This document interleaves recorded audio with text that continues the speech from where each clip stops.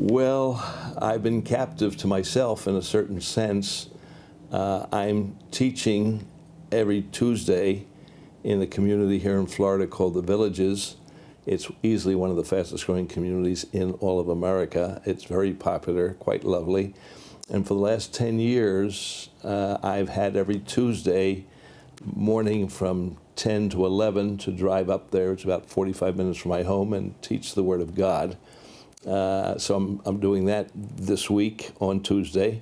But also right now on Thursdays, I'm teaching here at our offices. And the interesting thing is, both of those places, I'm teaching the book of Daniel.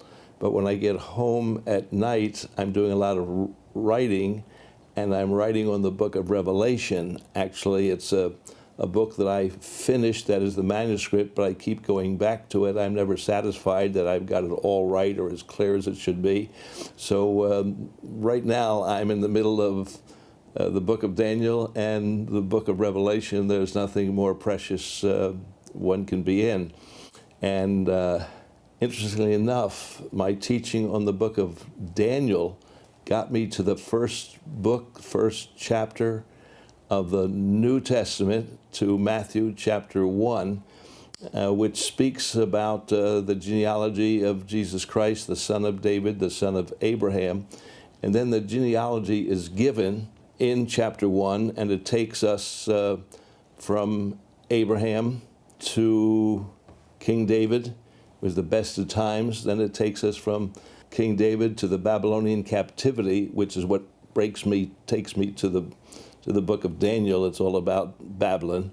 And then it takes you from Babylon to the birth of Christ. As a matter of fact, it's 14 generations, and 14 generations, from Abraham to David, 14, from David to the Babylonian captivity, 14, from the Babylonian captivity to the birth of Christ in Matthew chapter 1. He is of the Davidic lineage. In 1 Samuel chapter 7, God made a covenant with David that his descendants will rule forever in the Davidic lineage as the king of Israel. If they're sinful, God would punish them.